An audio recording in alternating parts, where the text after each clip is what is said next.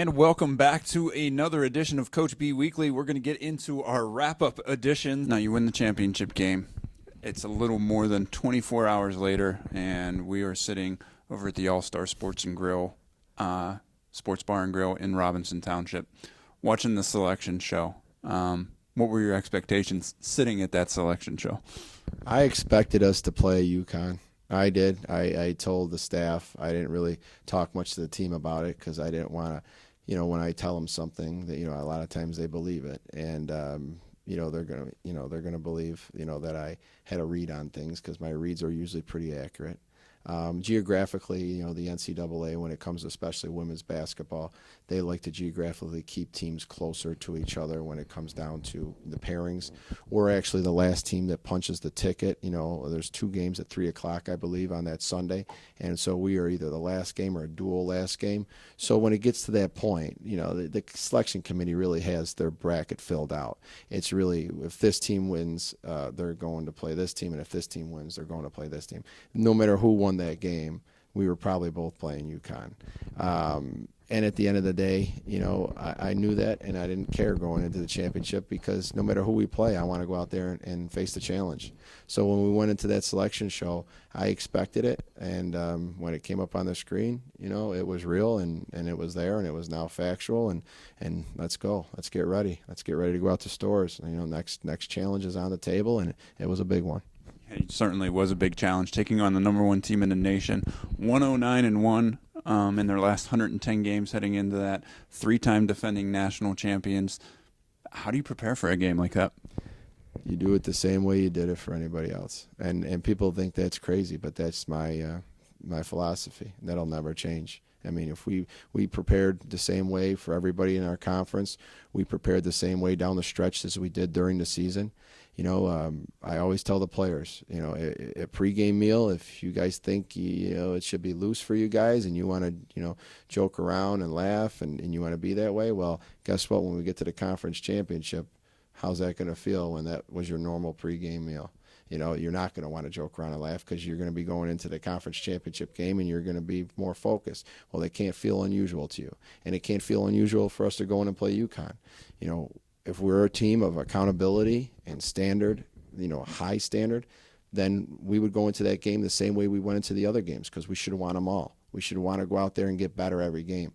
And we prepared the same way. We were out there practicing on their floor the day before, and we shot around. Their rims were 10 feet high, and the court was the same distance, and it was a nice arena. But at the end of the day, we played in real nice arenas. We always prepare by playing big games and big arenas in our non-conference schedule. So, the record stood for itself. We knew it was a great challenge. But all I cared about, and all I've ever told them I cared about, was how hard we play, us winning the effort plays, and no matter what happens, we finish the game strong and we go after them to the final buzzer and leave everything out on the court. And that's what I felt we did. Let's get into the game. First possession, Uconn hits a 3.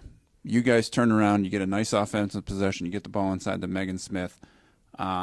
She makes a nice post move. It's 3-2. First 2 possessions. Really no sign of nerves on anywhere on your team. And then kind of Uconn came at you guys a little bit. How do you think your team reacted to that, really that burst of energy right out of the gates from the top team in the nation? Yeah, Uconn's first game, the one thing I will say is I don't focus on other teams the way they do things much. I worry about my own team. That's one great advice I got from a coach years ago is always just worry about your own team. Don't worry about anybody else's. So I never usually see anything when it comes to the other team, whether it's maybe the last 2 minutes of the warm-ups. I might be coming out to the court and just kind of glaze over them. But there was so much media coverage and everything before the game and people near our locker room. I sat in the arena before, and I watched UConn warm up. And I'll tell you something, there's a reason why they have that record that you just spoke of. And it's because they treat every game so important. And those kids are professionals. I mean, they're very focused. Even an hour and a half before the game when I was out there was no joking around or talking. They're all warming up, focusing on their shots. And so that's a testament to why they come out so strong a lot, and why coming out against us in that first game, a 1 versus a 16, that they were not coming out with any less energy. And so when they started getting up and pressing us full court, and they started to shoot the gaps and deny, they're faster, they're longer. I mean, they're a very big team, and they're long, and their 1 and their 2 have the highest motors I've seen all year long. They rank up there with the 2 highest motors together that I've ever seen in my life. So that's Jefferson and Nurse. We had some problems with the pressure, and we had not the pressure of the game, but the pressure of their defense. They shot gaps that we hadn't seen shot all year long. Jefferson might be the quickest guard I've seen all year long with the highest motor.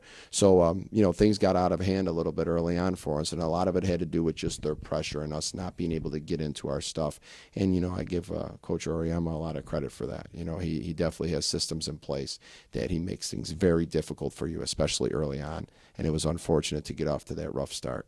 Yeah, certainly as impressive as they are in the skill level, their work ethic is just as impressive.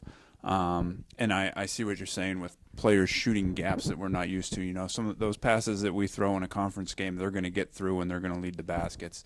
That just doesn't necessarily work against a team like that. But what I was most impressed with out of that game was how we came out of halftime and how your players and your staff reacted at halftime.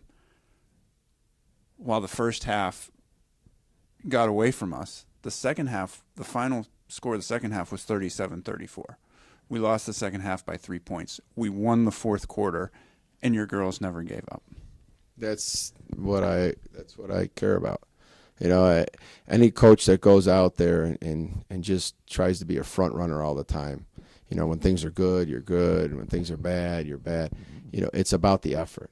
The players know that if they come into that locker room with a lackluster effort, they're going to hear it, and they're going to get blasted about how they didn't come out and do what they could have controlled, which is their effort.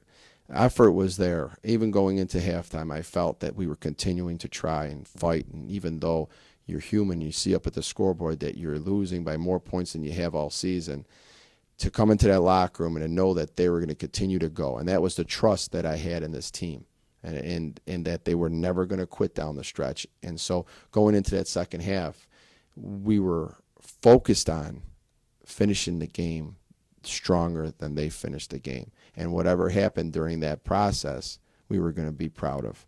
And, some moments there down the stretch where we really started getting it going. And when you're playing Uconn, their bench is strong. Their freshmen are strong.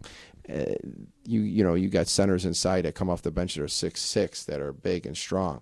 And it's not like when you get into their bench at all, it's like, oh great, we're all set. It's tough still. And I was really proud of us. We ran some great plays down the stretch. We executed. We hit shots. We out hustled them.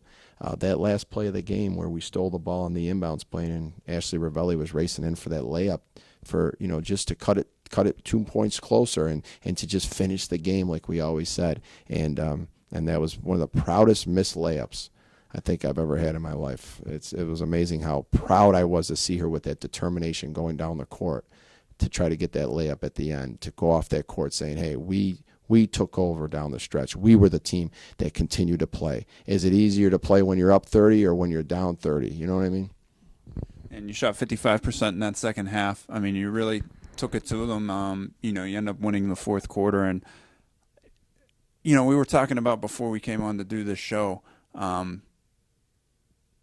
how you want to walk off the court. And I think walking off that court with the second half that you guys had, you had to feel good about what had just taken place when you walked off the court against Uconn. Very proud. I was very proud. I got a chance to, as I was coming off the court, our fans were right there, and the applause that they gave us for the season that we had and for how proud they probably felt for us in the way we finished. To show up and wear a logo for a university, of course you want to see them win, and you want to be proud enough to say to the other fans, hey, we beat you guys and we kicked your butt and this and that. But there's also another type of pride, is that seeing the team you represent, seeing the team that you wear that shirt for, the hat or whatever, you came all that way out to Connecticut to see. Your team doesn't quit. Your team doesn't stop playing, no matter if they win or lose. And that's the kind of vibe we got as we were coming off, that we were getting applauses from not only our own fans and our band, but Uconn fans. And I heard Uconn fans cheering for us as we hit shots in the second half. And that was amazing. It was kind of like in Rocky IV when the Russians were cheering for Rocky. And I was like, that it was an amazing feeling. And then our president, coming over and walking through the tunnel with us, and he put his arm around me, and he was so proud of the culture of the team that we have.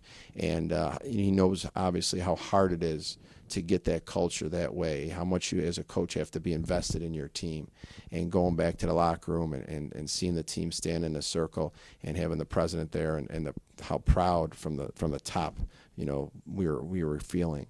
That was amazing. And it was pretty emotional post game in the locker room with the seniors especially. When you talk about the emotional locker room, and the end of the season is always an emotional time. And sometimes there's emotion if it's a bad season that it's over. And sometimes there's emotion because the season came to a sudden end that you weren't ready for. I didn't get that feeling in our locker room after the game. And maybe you can talk about the feeling that you got in the locker room for the team, at the end of the season. Yeah, the emotion for me was, I had put off the thoughts of the seniors that were going to be leaving. They were going to be gone. They were going to be never playing a game for us again.